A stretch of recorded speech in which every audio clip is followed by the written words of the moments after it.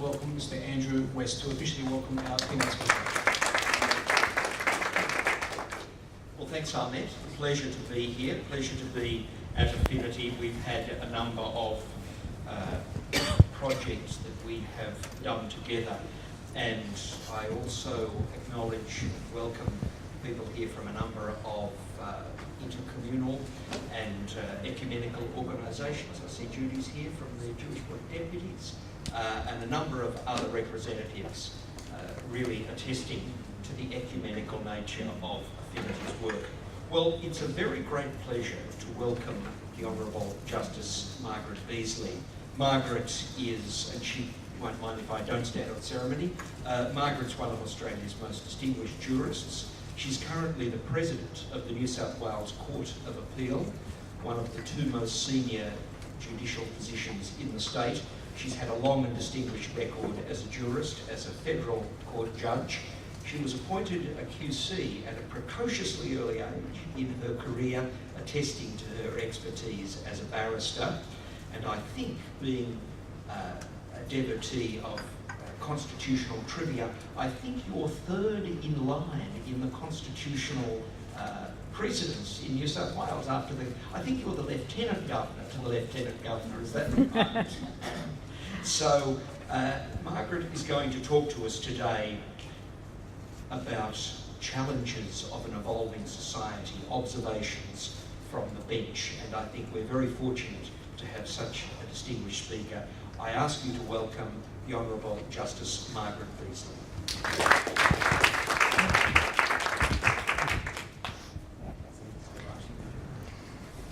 I'd like to commence by paying my respects to the traditional owners of the land upon which we meet.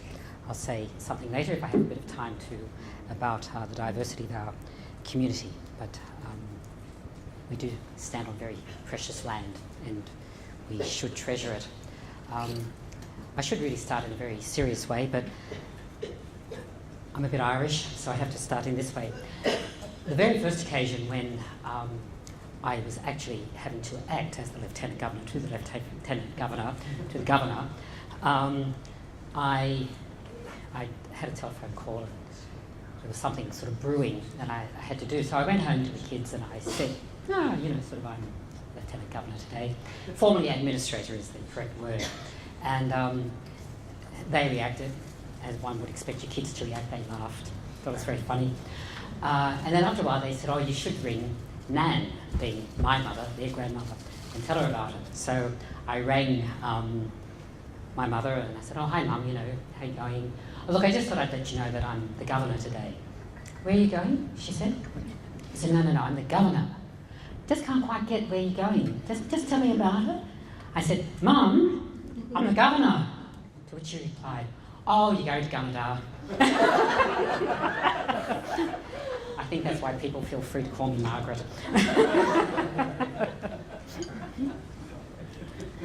Can I say, however, that it is an absolute privilege to be invited here to speak to you today and to be invited by this very important, I think, organisation. And it's a very enjoyable organisation to have an affinity with. I wish to speak to you really today about the law. My background in the law has always been in litigation, so my interest is about the stories behind the cases that we do, and that's what I wish to delve into a little today. But by way of introduction, it's very important to understand that the separation of church and state is fundamental to the Australian legal system. It's as fundamental to the Australian legal system as is the rule of law itself. Having said that, religion often underlies the way in which various sections of our community function, both within the particular grouping and more broadly. And so whilst religion is undoubtedly intended to pave the way to heaven for us mortal beings, it is often central to a person's morals, behaviours and sense of identity on this earth. And importantly for the law, religion can sometimes be the means or the way in which individuals organise his or her worldly affairs. The religious and cultural diversity of this country is an enormous strength. When you think about it, there were about 700 national groupings in this country before Captain Cook arrived. We know that because there were 200 official languages, they believe, and about 700 or so dialects.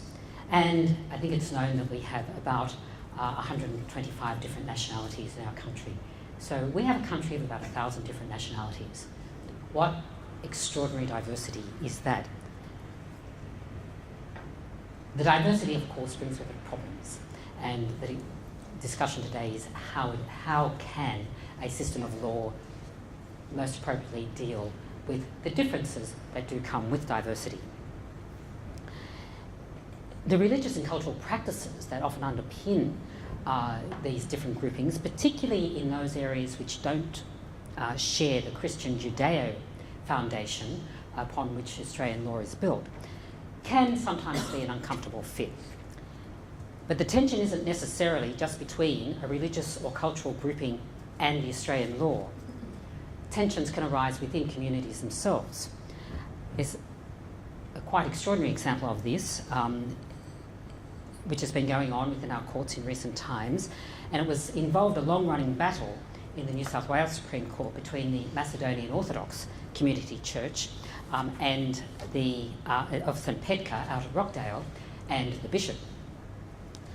Now, the dispute was really about fairly important questions of equity and trusts, but the underlying human issue arose out of the appointment of the parish priest by the bishop in 1996.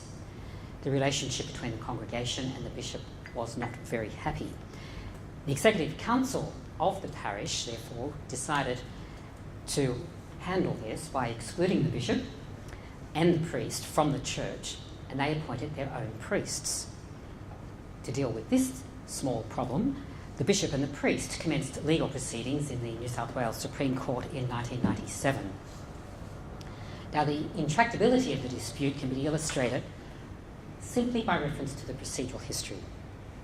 There were 10 iterations of the statement of claim, that is, the pleading upon which the claim is based. There have been more than 21 first instance decisions of a substantive and interlocutory nature. There were 4 applications for judicial advice, which is a special procedure under the Trustee Act, whereby a trustee can approach the court for advice as to what the trustee should do. There's been 1 High Court judgment. Subject to a question of costs, which is always the great dilemma of those who bring legal proceedings, the proceedings were in fact brought to a close in February of this year when the High Court refused special leave when I think it was the Macedonians, I think it was the parish group at that stage tried again to appeal. That was 17 years of a legal battle.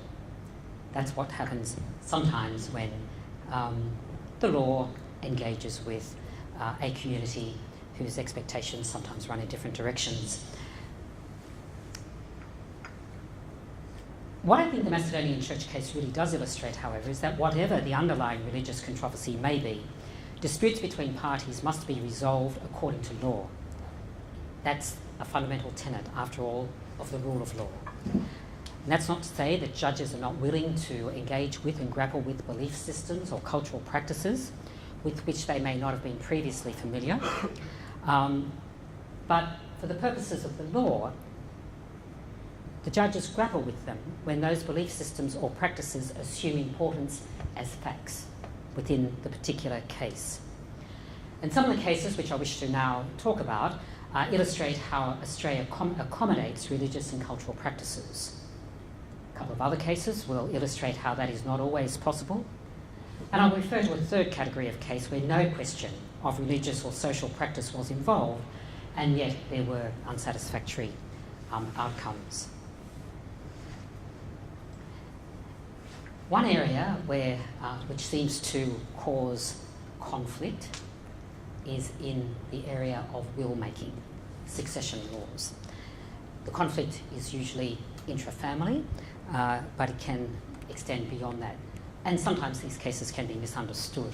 In 2012, there was a case in the Australian Capital Territory Supreme Court where it was held that the will of an elderly Muslim woman was invalid.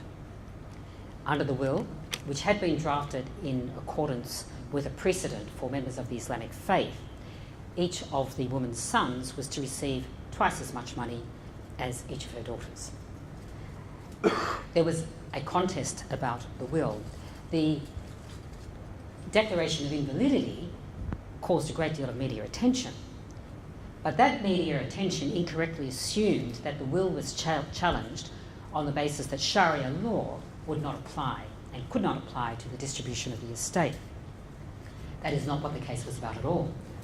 What happened was, when the elderly woman made her will, she in fact lacked testamentary capacity. She'd already lost the ability to make the decisions which were necessary to be made in order to make a valid will. And that was the point of the case. Once it was found that the court, by the application of normal principles of law, which were familiar to all of us who practice in that particular area, found that the woman was did not have testamentary capacity, there was no choice but to find that the will was invalid. The consequence, of course, was that her estate then was distributed in accordance with the laws of intestacy, under the Australian laws of intestacy, and that, in that case, would have meant equally between the 4 children. But it does, I think it's a very good illustration how, on occasions, people can grab hold of a result and make an entirely wrong assumptions about it. This, in fact, was a matter of comment by an academic, Jan Ali, and she pointed out that the media coverage was really involved a fundamental misunderstanding of the treatment of religion within Australia's secular legal system. She pointed out, as we know, that Australia is a multicultural, multi-faith society, and a significant proportion of the population do organise their affairs in accordance with cultural practices or principles derived from their religion. When such principles assume relevance in matters that come before the courts are only going to interfere where there is some inconsistency with Australian legal principle. If you wish to, if a person wishes to make a will in accordance to a particular cultural practice or a religious law, they may do so, provided that it otherwise complies with Australian law.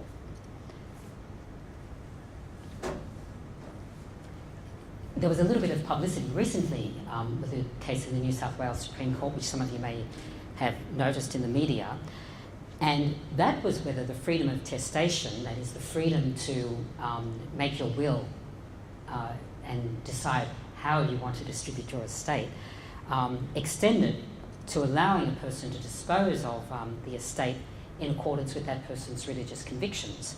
The case was called Hicken and Carroll, and the late Mr. Carroll, who was the testator in that case, had apparently, after his divorce from his wife, had become enraged with the conversion, not only of his wife but of his children, to the Jehovah's Witness faith. So in his will, he made gifts to his ex-wife and children, conditional upon them converting to Catholicism within 3 months of his death. They were rebellious, like this family. None of them did so. But they did bring proceedings in the Supreme Court to challenge the validity of that condition, the validity of the condition of the conversion. And it has been upheld, that the testamentary condition was not void on public policy grounds. What had been argued in that case was that this condition, that they convert, promoted discord within the family, it affronted modern 21st century societal norms and concepts of universal human rights and freedoms. But none of those arguments succeeded. Now, the appeal period for that case has not yet expired. Whether it will go on appeal or not, I don't know. But as a first instance decision, there you have it. There was another interesting case in the Supreme Court in 2012 where a couple had been married under Islamic law and they'd entered into a prenuptial agreement stating that the wife was entitled to a $50,000 dowry in the event that the husband divorced her. under the terms of that agreement, if the wife ended the relationship or there was a mutually agreed separation, the wife was not to receive the dowry. That was within the agreement that had been reached. Both parties had received independent legal advice in the case, and they had entered into the agreement willingly. But of course the marriage broke down, and even more so, of course, they couldn't agree as to which of them had initiated the divorce. It tends to happen when couples' marriages break down, and the husband refused to pay under the dowry. And so the wife commenced legal proceedings. And what happened was that there was a finding of fact that the husband had ended the relationship. There was another finding that the contract was a valid contract under Australian law, and as a consequence, the husband was required to pay the $50,000.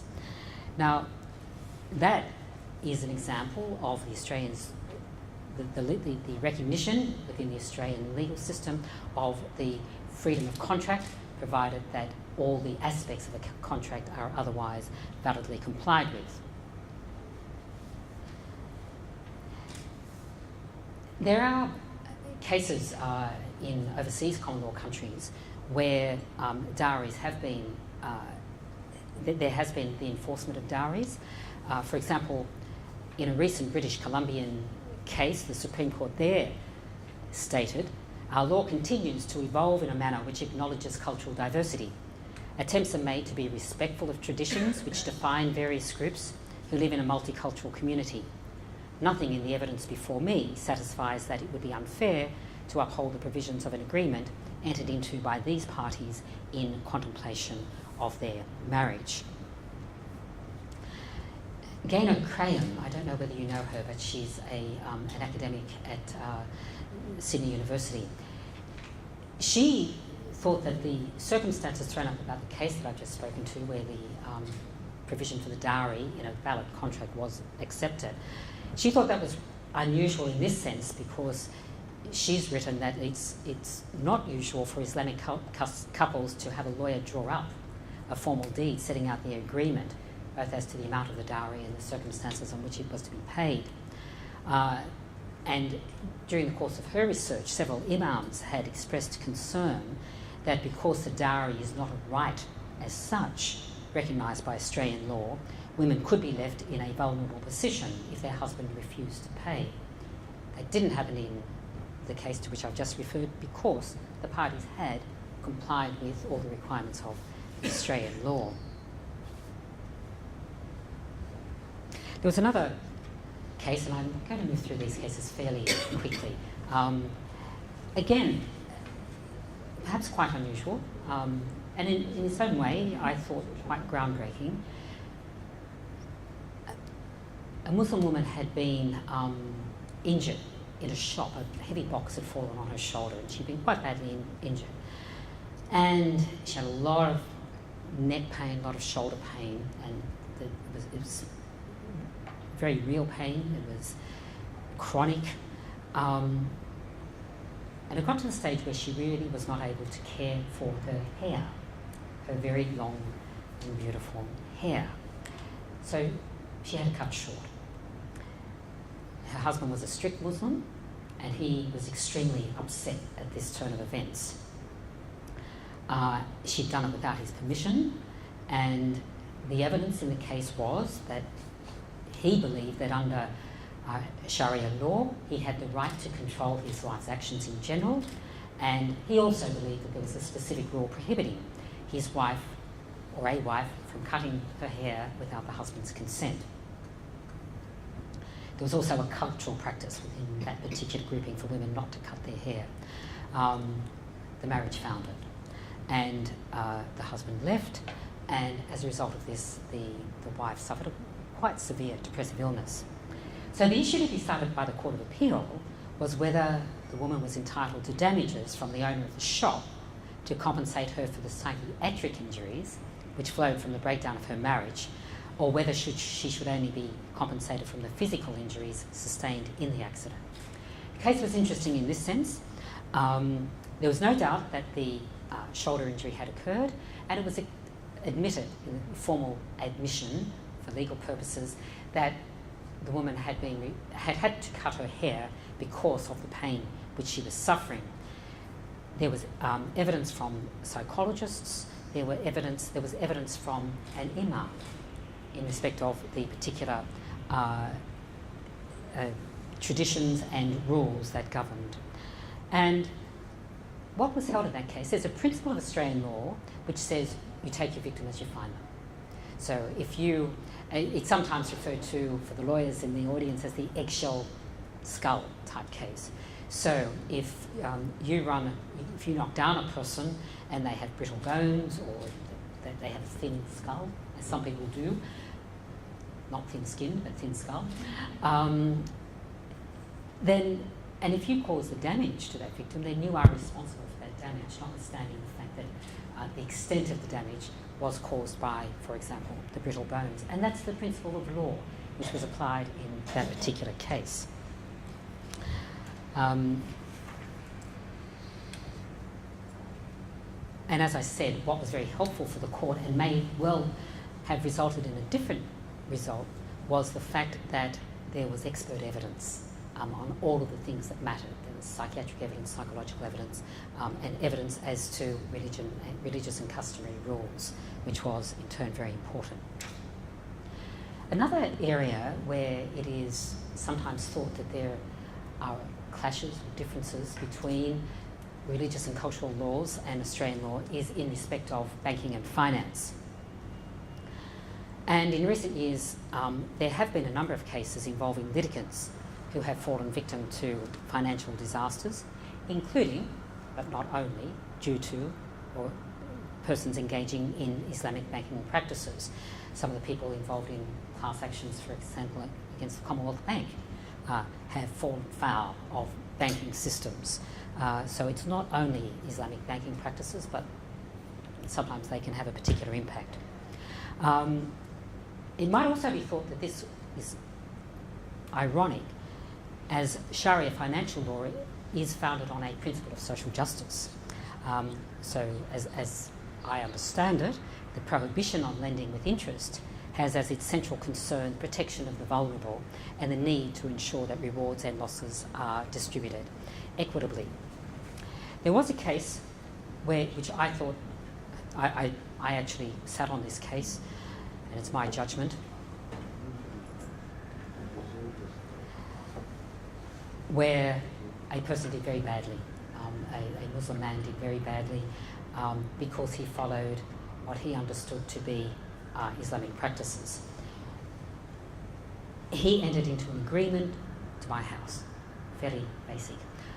It was a handwritten agreement, but again, going back to our law school days, we know that there are sort of 4 requirements that have to be satisfied, and every one of those requirements was satisfied in this handwritten document.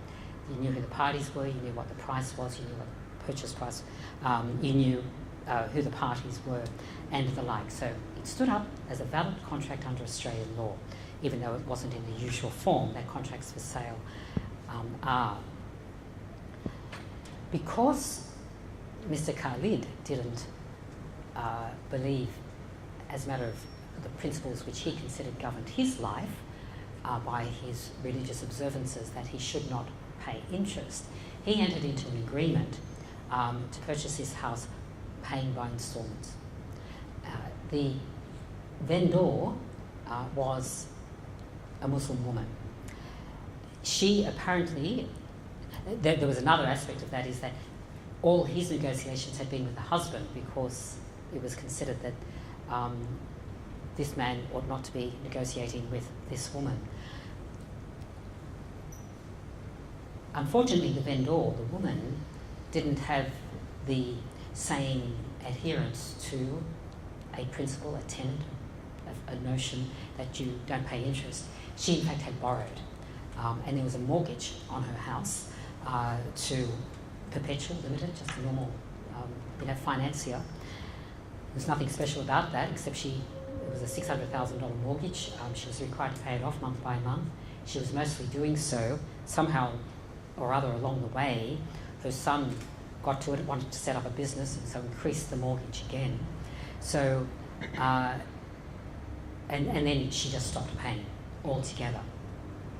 By this stage, this is some years later, they'd actually the purchaser, Mr. Khalid, had actually moved into the home, and one day there was a knock on the door, and there was the service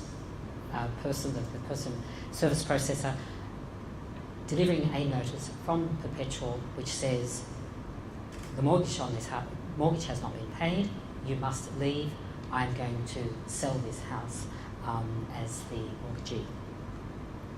By this stage, my recollection is that Mr. Khalid had paid something in the order of close to $780,000 over a period of years by way of instalments to the vendor of the house. He had no understanding that there was a mortgage on the house. He hadn't done any searches of the title, for example. The mortgagor, Perpetual, did as it was entitled to, took possession of the house, and it sold the house. Mr. Khalid came to the court trying to stop that process in some way so that he could recover his interest in the house. The trouble is, at a monetary level, there was no interest in the house. He paid over $780,000, and by time that the matter got to court, the mortgage hadn't been paid, penalty interest, the mortgage was going up and up, and there was little left over. To me, if I wanted to express a view at a personal level, you would say, that's just terrible. At a legal level, there was absolutely no recourse available to Mr. Khalid. The mortgagor was, as it turned out, more entitled to that property than he was because it had lent money. It had a mortgage, a registered mortgage on the title. Had Mr. Khalid done a search before he paid over any money, then maybe he would have taken a different approach to how it was that he'd entered into that purchase. So that was a sad outcome. The next case is wonderful. It's a case called Hilu and Nguyen. In that case, the plaintiffs were an Islamic family, mother, father, and 5 by this time adult children. Fairly normal family constellation. Each of the children contributed the majority of their income to the family savings with the intention that it would be reused to redevelop the family home. The money was initially held in a bank account, and the religious beliefs of the family was accommodated by donating any interest that was earned on the savings to charity. I thought this was really admirable. But the father, on one occasion, undertook the Hajj. And when he came back, he was stricter in his adherence to his religious beliefs. And he became very uncomfortable with having the money in the bank at all. So what he did is he instructed the family to withdraw all the money from the bank, something like $500,000 cash. And they decided to store it all in the cavity of the family, in the roof cavity of the family home. Now the roof didn't blow off, that's one possibility that he hadn't thought of, but the money was stolen. Now how would anybody know that there was $500,000 stashed in the cavity of this particular home? The sad circumstance, it can be sad, sometimes these things can be a blessing in their own way. One of the adult children was intellectually disabled, and he had become friends with one of the local shopkeepers, and there was no secrecy so far as this young gentleman was concerned, and he told the shopkeeper all about the money in the roof. And so one day this man went around, the shopkeeper went around, got up into the roof in the company of the young fellow, and sure enough the money was there.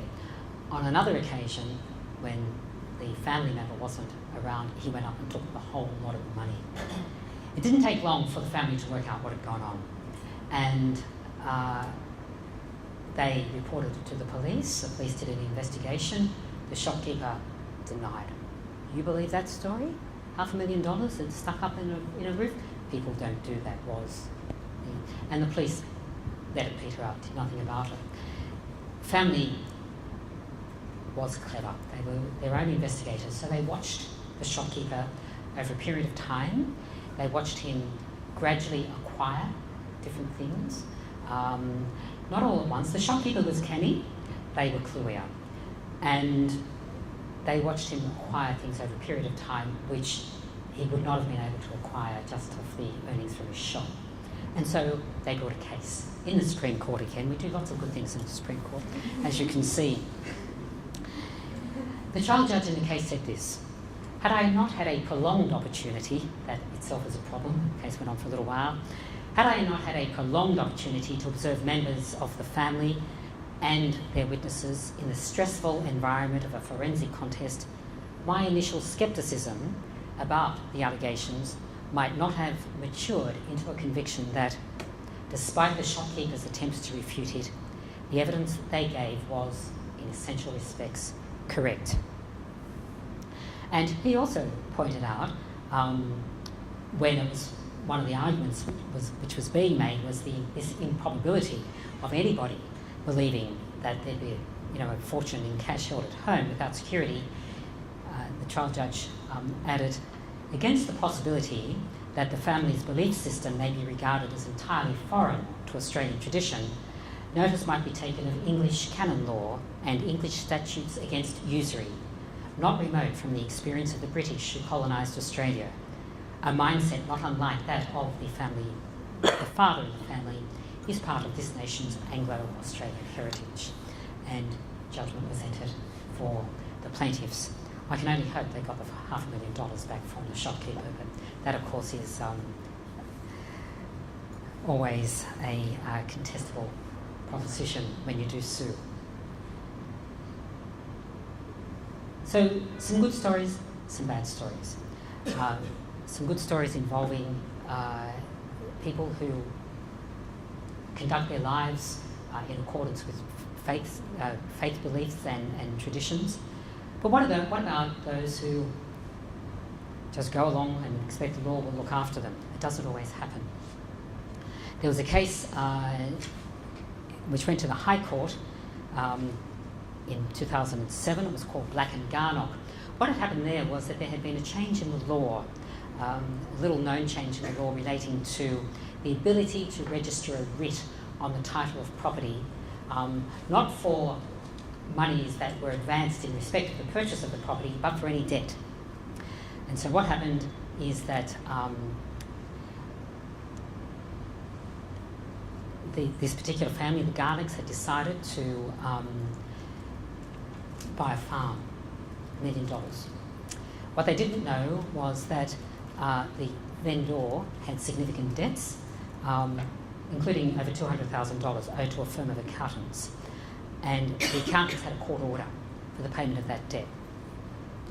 So on the day of settlement, and I'm sure everyone who's bought property knows what it's like on that day of settlement, did it settle, were all the checks in order, did you get the transfer registered? It's all a little bit stressful on the day.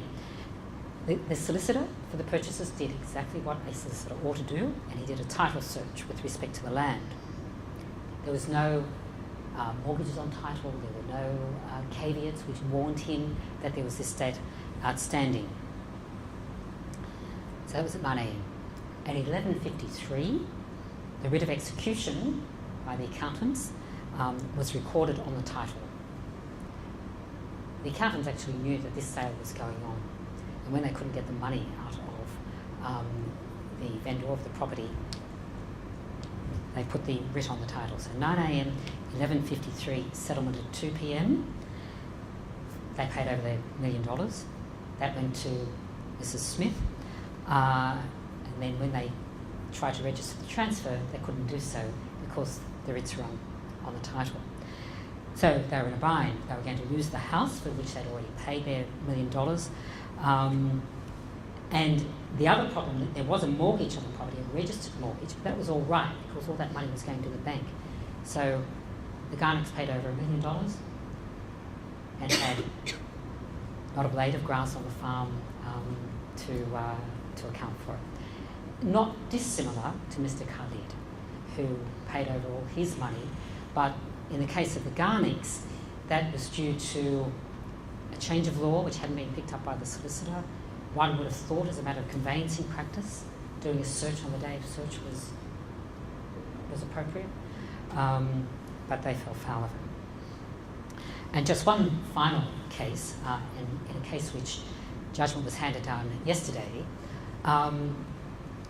That case concerned an elderly woman. She died at 94 years of age, and about a month prior to her death, she contacted a solicitor and said she wanted to change her will.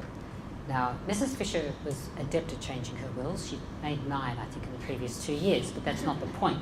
She was entitled to change her will every day of her living life, provided she had testamentary capacity, which she did.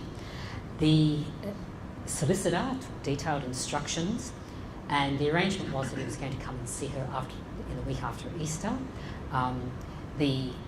Mrs. Fisher had wanted most of her estate to go to her son.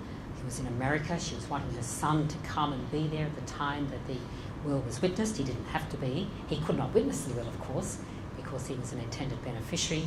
But under the previous will, most of the estate went to Mrs. Fisher's housekeeper carer, and the son did not have much of a bequest under it. So the son was very happy about all of this, obviously.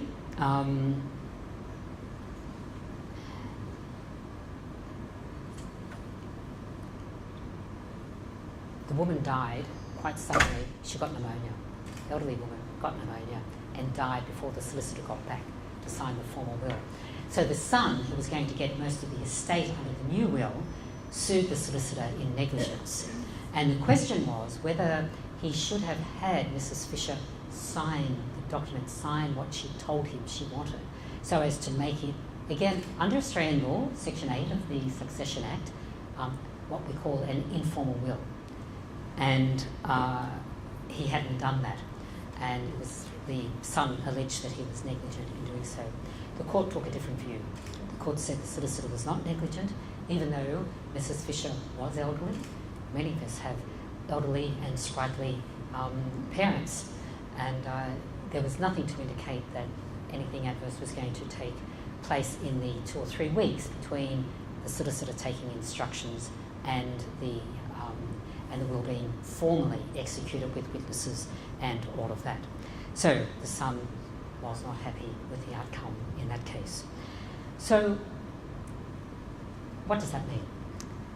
If you want to add it all up, what we're talking about is we have a society in which we have a rule of law. The rule of law requires that there be laws and principles. If those laws and principles are followed, then overall it's a just outcome for people. But we have a saying in the law that the law is not concerned with just outcomes. That might be a terribly outrageous thing to hear, but what the court is concerned with is justice in accordance with law.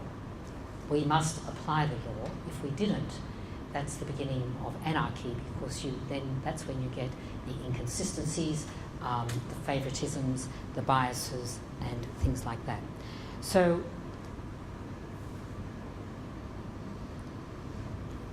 notwithstanding that there are occasions when the law does not provide the answer that a person might want, the bottom line is that the law does protect individuals within a society, including what I've already described as this wonderfully diverse society in which we live. And the rule of law under which we operate has as its foundation openness and equality before the law. We have an obligation to treat all parties fairly, regardless of gender, ethnicity, disability, sexuality, age, socioeconomic background, literacy level, or relevantly, religious and cultural affiliation. To make my point, can I reiterate the judicial oath which I made at the time that I was appointed a judge? I will do right to all manner of people after the laws and usages of this state, without fear or favour, affection or ill will.